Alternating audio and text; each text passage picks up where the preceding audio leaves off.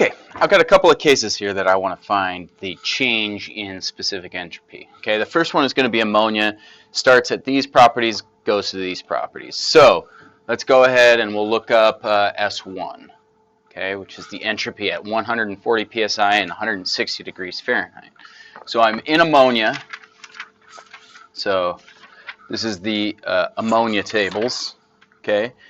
And I'm going to go, well, I suppose I should start at 140 psi in the saturated table, and I see that that is, saturation is 74 degrees. I'm at 160, so I'm clearly above that. So I'm going to go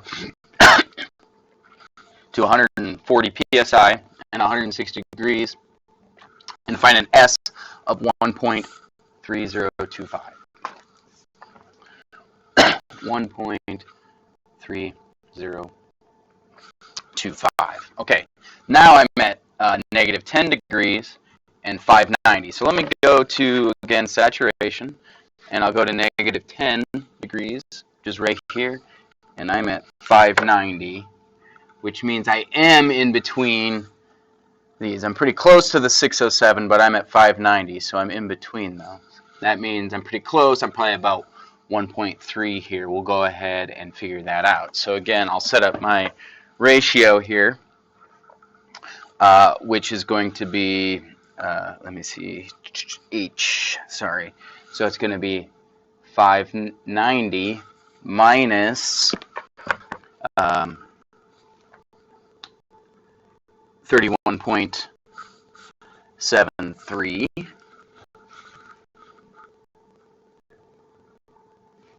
divided by then the total, which is going to be 607.99 divided by 31.73. And of course, I'm going to set that to the S that I'm looking for minus the lower S, which is 0.0729.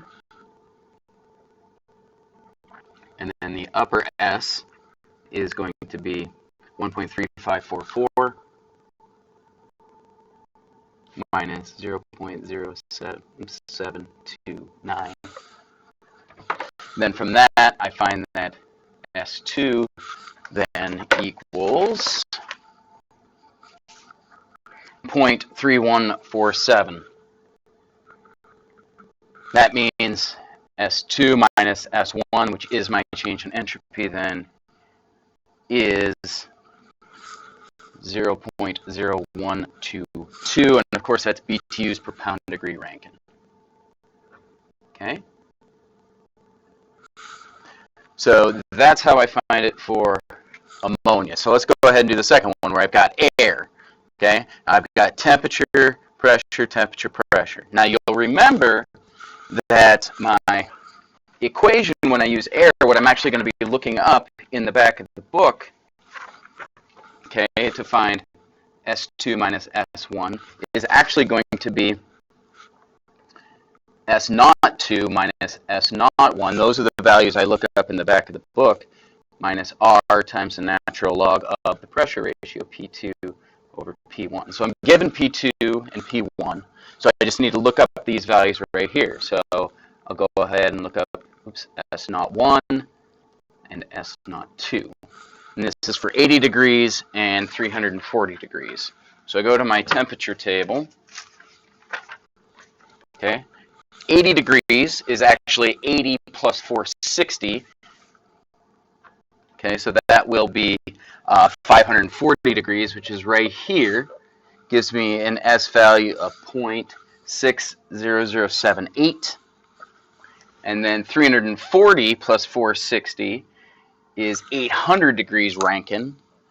So that S value is 0.69558.